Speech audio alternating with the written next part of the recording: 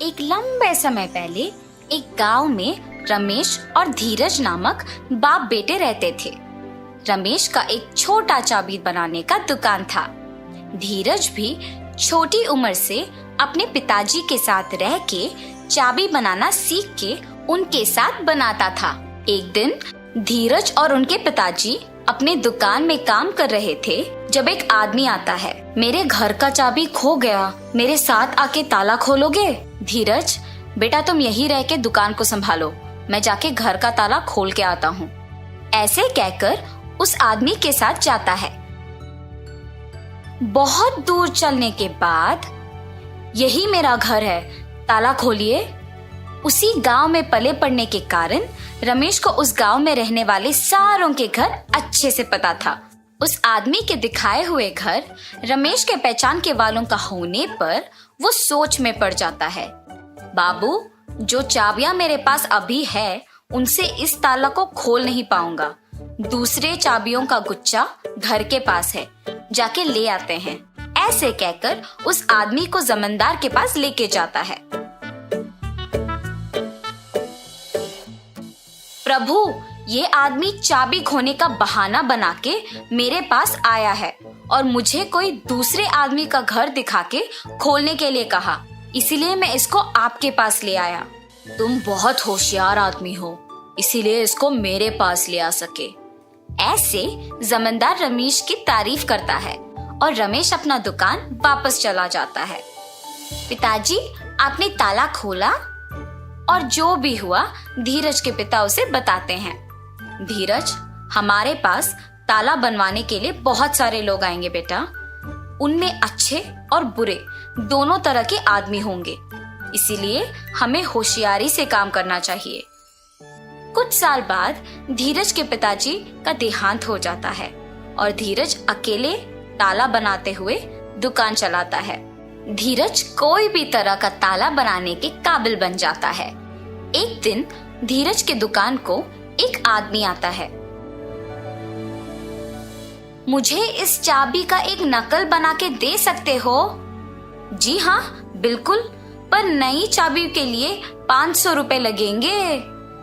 ठीक है, बना के दो। और धीरज वो नकली चाबी बना के देता है और गोपाल पैसे देके वहां से चला जाता है। अगले दिन भी गोपाल धीरज के पास एक और चाबी लेके उसी की तरह एक नया वाला बनाने के लिए कहता है। ऐसे हर रोज गोपाल एक एक चाबी लाके उसका नकल बनाने के लिए धीरज को पैसे देता था। वैसे एक दिन जब गोपाल नया चाबी बनवाने धीरज के दुकान पर आता है। आप हर रोज नई चाबियां बनवाते हो, इतने सारे नकली चाबियों का आप करते क्या हो? चाबियों को खोने का डर से मैं इन्हें ऐसे बनवाते रहता हूँ। ये कहकर चाबी लेके वहां से चला जाता है। एक दिन जमींदार के पास उनके कुछ प्रजा आते हैं। प्रभु, अलमारी का ताला वैसे का वैसा ही है, मगर उसके अंदर का सोना और पैसे गायब हो गए। जी प्रभु, हमारे घरों में भी वही हुआ है। ये सब जमींदार से कह के दुखी होते हैं। तुम्हारे जेवर और पैसे किसने लिए, इसका मैं पता लगाता हूँ। आप लोग मुझ पे भरोसा करके घर वापस जाओ। जमींदार के बातों का यकीन मानकर प्रजा वापस घर जाती है। सैनिकों, तुम लोग भी इनके पीछे पीछे जाओ। थोड़े दिन इन सब पे नजर रखो, किसी दिन तो वो चोर पकड़ा जाएगा। जी प्रभु। सैनिकों ने जमींदार का कहा किया और सब पे नजर रखे रहे। उन्होंने ये देखा कि सारे लोगों के पास एक ही आदमी काम करता था। हम सबको इस आदमी पे अच्छे से नजर रखना होगा। सही कहा तुमने, सबके पास एक ही आदमी काम कर रहा है। इसको खोए हुए जेवर और पैसों के बारे में जरूर कुछ पता होगा। एक दिन ऐसे ही वो आदमी एक और नकली चाबी बनवाने धीरज के दुकान को जाता है और उसके पीछे ही जमींदार के सैनिक भी जाते हैं। इसका नकली चाबी बना के दोगे? ठीक है, थोड़ी देर इंतजार कीजिए, बना के देता हूँ। धीरज चाबी को बनाते हुए सोच में पड़ जाता है।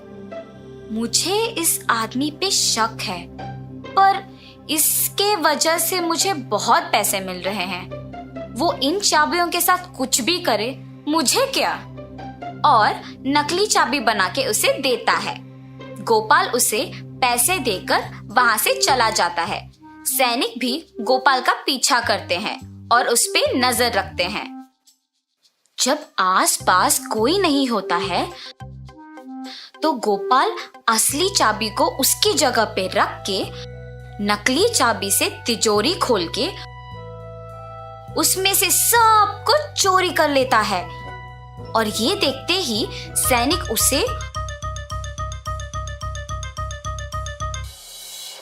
और नकली चाबियां बनाने के लिए धीरज को जमींदार के पास ले जाते हैं।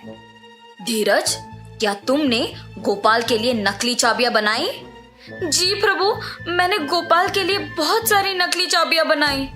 और तुमने क्या एक बार भी उसकी नीयत के बारे में नहीं सोचा?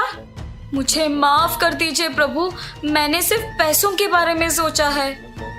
पैसों की आशा में मैंने गोपाल पे आए हुए शक को भी नजरअंदाज कर दिया। अगर मैं तभी जमींदार को ये बात बता दिया होता तो अब मुझे ये स्थिति नहीं आती।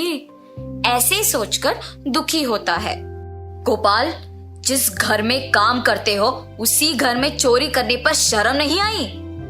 मुझे माफ कर दीजिए प्रभु, मुझे मेरी गलती का एहसास हुआ है। आइंदा ऐसे कभी नहीं होगा। धीरज और गोपाल को उनकी गलतियों का एहसास होने पर जमींदार उन्हें माफ कर देता है। ठीक है, अब से तुम दोनों ईमानदारी से काम करोगे। जी प्रभु, अब से मैं पैसों की आशा के लिए गलत रास्ता नहीं पकड़ूंगा और अपना काम इज्जत से करूंगा। अब से मैं किसी को भी धोखा नहीं दूंगा और ईमानदारी से काम करूंगा। ऐसे धीरज और गोपाल अपने अपने काम इज्जत और ईमानदारी से करते हुए खुश रहते हैं। तो इस कहानी का नैतिक क्या है बच्चों? किसी को गलती करते हुए देखना उतना ही गलत है जितना खुद गलती करना होता है। इसीलिए इज्जत और ईमानदारी से काम करो।